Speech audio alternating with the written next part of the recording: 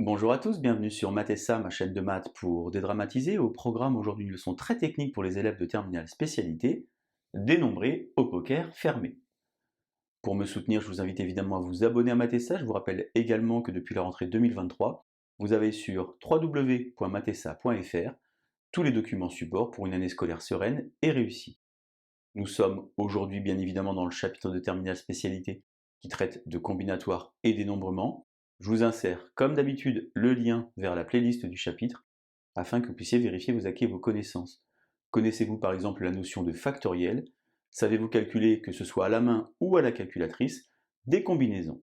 On va donc jouer aujourd'hui au poker. Alors j'ai indiqué poker fermé, c'est finalement le poker traditionnel, contrairement par exemple au poker Texas Hold'em qu'on voit souvent à la télévision. Le poker traditionnel, qu'est-ce que c'est? Eh bien, vous avez un jeu de 52 cartes, et pour chaque joueur, on distribue alors 5 cartes qu'on appelle une main. Un petit peu de vocabulaire pour vous. Contrairement à ce qu'on pourrait croire, il n'y a pas 2 couleurs, mais 4 couleurs. La première couleur s'appelle pique, les cartes sont en noir. La deuxième couleur s'appelle cœur, les cartes sont en rouge. La troisième s'appelle carreau, les cartes sont en rouge. Et enfin la dernière s'appelle trèfle, les cartes sont en noir. Il y a pour chaque couleur 13 cartes, 13 x 4, 52, qui vont donc de As, Roi, Dame, Valet, et ensuite du 10 jusqu'au 2. On va donc aujourd'hui effectuer plein de calculs. Je vous propose, comme d'habitude, si vous êtes suffisamment à l'aise, de mettre la vidéo en pause, tenter de compléter le tableau préparé pour vous, et on se retrouve évidemment juste après pour la correction, et bien entendu les explications. Allez, presque comme d'habitude, un brouillon à crayon et une calculatrice, et c'est parti. Alors d'abord, on va chercher le nombre de mains, c'est-à-dire lorsque vous avez vos cartes, combien il y a de possibilités. Il n'y a pas d'ordre, car lorsque vous avez des cartes, vous pouvez les mettre dans n'importe quel ordre dans votre main, et surtout il n'y a pas de répétition. Une carte ne peut pas apparaître 2 fois. On est donc ici sur une combinaison. Je vous insère le lien vers la vidéo de Mathessa qui traite des combinaisons si vous voulez réviser. Combien y a-t-il donc de mains de 5 cartes? Eh bien il faut prendre 5 cartes dans un ensemble de 52 cartes. Alors je ne suis pas en capacité de le calculer à la main, je vais donc vous insérer tout au long de la vidéo des petites images de calculatrice. Vous avez donc ici le calcul, 2 598 960. Ce qui fait évidemment beaucoup. Alors par exemple, combien de possibilités pour avoir 2 paires? 2 paires, c'est donc 2 cartes identiques, et 2 autres cartes identiques. J'ai noté par exemple ici un exemple. 7 rouges, 7 noirs, les 2 10 noirs et un as rouge. 7 rouge qui peut être, vous l'avez compris, soit le cœur, soit le carreau. Les 2 10 noirs, bien entendu, pique et trèfle, et un as rouge, soit le cœur, soit le carreau. Alors d'abord, donc, je vais chercher la hauteur, c'est comme ça qu'on dit de la première paire. Eh bien, je vais avoir une chance parmi 13, puisque j'ai 13 hauteurs. Ensuite, il me faut 2 cartes identiques dans un ensemble à 4 cartes. Puis ici, la hauteur de la deuxième paire. 1, cette fois-ci, non pas parmi 13, puisque j'ai déjà choisi ici une première hauteur, mais parmi 12, 2 parmi 4, et il me faut alors choisir pour la dernière carte, une carte parmi combien? Eh bien, non pas 52, non pas 48, mais 44, car si je mettais 52, eh bien, je prendrais le risque de retomber sur une carte que j'ai choisie ici ou ici, c'est-à-dire les mêmes hauteurs, et si je mettais 48, ce serait évidemment la même chose. Finalement, ce calcul fait un petit peu peur. Je vous l'insère de nouveau avec la calculatrice, 247 104.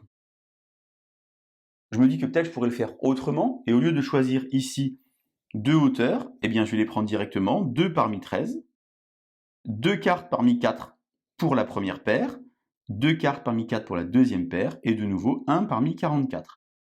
J'effectue ce calcul à la calculatrice, 123 552. Et je m'arrête un instant car je suis un petit peu surpris, je devrais normalement trouver la même chose. Or, ici, j'ai un résultat qui ne correspond pas. Alors si vous êtes assez à l'aise en mathématiques, vous voyez que ce nombre-là est la moitié de celui-ci, et c'est tout à fait logique car ici, et c'est ce que j'ai marqué à cet endroit-là, attention à ne pas introduire ni d'ordre ni de répétition, car ici j'ai introduit de la répétition, car la hauteur de paire que j'ai choisie ici, et celle-ci, peuvent très bien être interverties. Finalement, ici, j'ai tout en double, c'est la raison pour laquelle ce calcul ne va pas. La bonne réponse est celui-ci, c'est ça, divisé par 2. Je passe maintenant à dénombrer des brelans. Alors qu'est-ce que c'est un brelan si vous n'êtes pas spécialiste de poker? Eh bien j'ai mis ici un exemple. 3 as, une carte et une autre carte. Les deux cartes ici doivent être différentes, sinon on bascule non plus sur un brelan, mais sur un full. On va donc d'abord choisir la hauteur du brelan.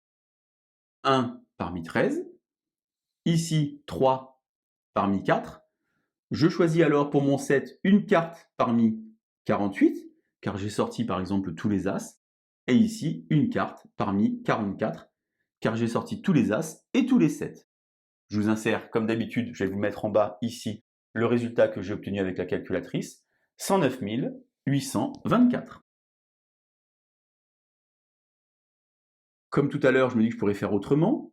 1 parmi 13 pour la hauteur du brelan, 3 parmi 4 pour prendre 3 cartes dans un ensemble de 4.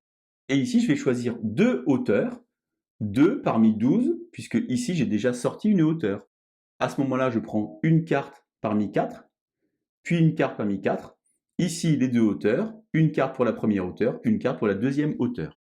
Je vous réinsère sur le bas de l'image le résultat, 54 912. Et de nouveau, comme tout à l'heure, ce résultat est le double de celui-ci, ceci ne convient pas, car ici, je peux avoir ici mon 7 noir, ici Madame Rouge, ou bien ici Madame Rouge et ici mon 7 noir. Finalement, toutes les possibilités ont été calculées en double. Je bascule maintenant vers les foules, ça va être certainement plus sympa. Pourquoi? Car ici, vous avez 3 cartes et ici 2 cartes, et il n'y aura pas de risque de répétition. Donc ici, je vais choisir la hauteur, 1 parmi 13, puis 3 parmi 4, pour ici, par exemple, mes 3 rois, ici mes 2 10, ici 10 de carreau, ici 10 de cœur, eh bien je vais choisir ici la hauteur pour la paire, 1 parmi 12, et ici 2 parmi 4. Donc finalement, un full, c'est 3 cartes identiques et 2 cartes identiques. Je vous insère de nouveau en haut de l'image le résultat, et il y a donc 3744 foules. Je continue à monter en difficulté. Maintenant, je vais donc dénombrer les carrés. Alors, les carrés, c'est 4 cartes identiques. Je vais donc choisir la hauteur pour mon carré. 1 parmi 13. 4 cartes parmi 4 cartes. Et ici, il faut que je choisisse la dernière carte. Une carte parmi combien? Eh bien, j'ai évacué, par exemple, les 4 3. Et donc, j'ai ici 48. Je vous insère de nouveau en haut de l'image.